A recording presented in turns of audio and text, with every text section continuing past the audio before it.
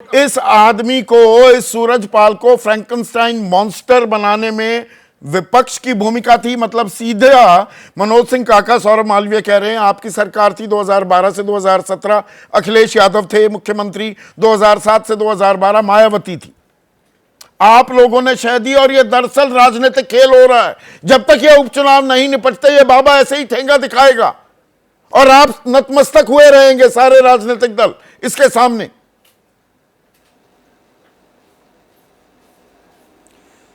नहीं संदीप जी, बिल्कुल किसी के सामने हम नतमस्तक नहीं हो रहे हैं। और जो बात एक पूर्व डीजी साहब ने कही उस बात से सम्मत होते हैं कि संविधान के अनुच्छेद 14 में भी है कि everyone is equal before the law.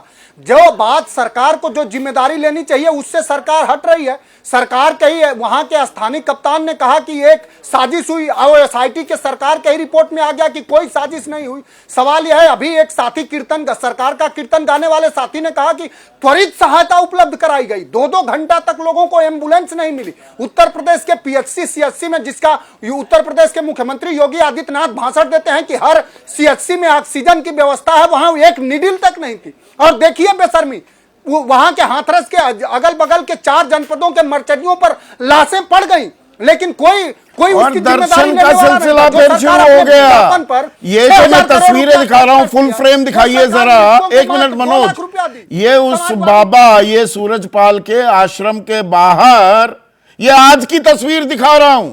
लोग हाथ जोड़े खड़े हैं। मैं इन लोगों के आगे हाथ जोड़ता हूं। दरअसल अंधभक्ति, अंधश्रद्धा की भी एक लिमिट होती है, एक सीमा होती है, और यह तस्वीर उसकी गवाही दे रही है। मनोज सिंह काका, मैं हतप्रभ हूं यह तस्वीरें देखकर। नहीं देखिए, जो आप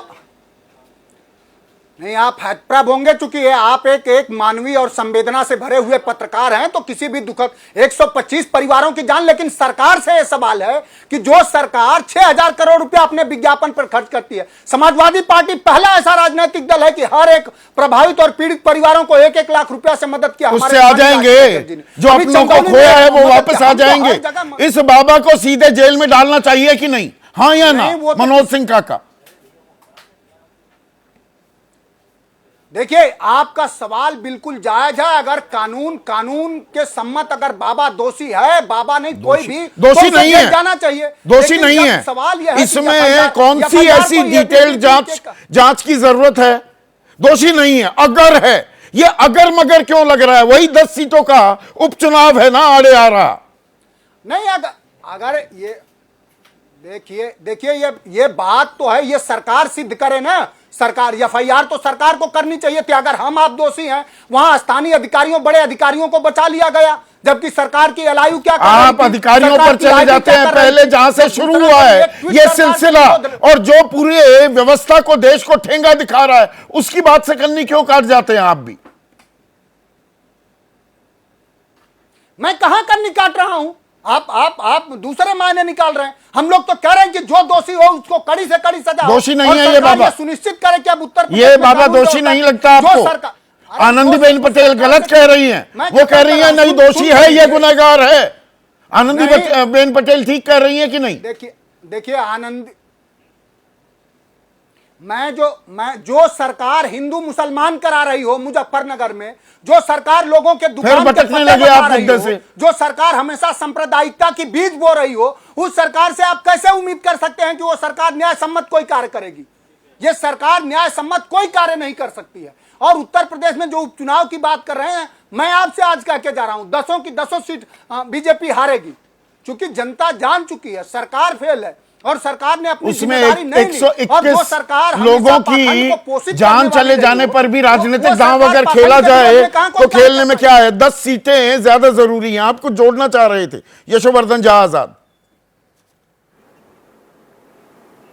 मैं 2 चीज कहना चाहता हूं। अगर इस तरह की राजनीति हमारे यहां रही तो ये बाबाओं का जो राज है वो कभी नहीं खत्म होगा। राजनीतिक दृष्टिकोण इस विषय पर बड़ा स्पष्ट है।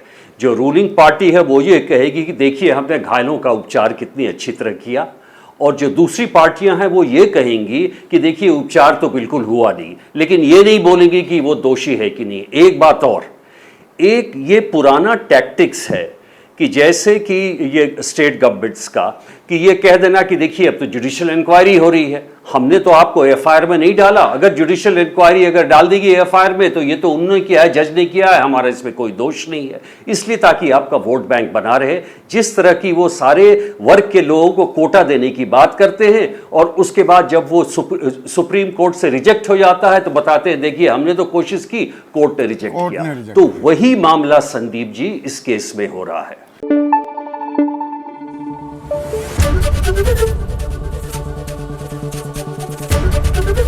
एबीपी न्यूज आपको रखे आगे।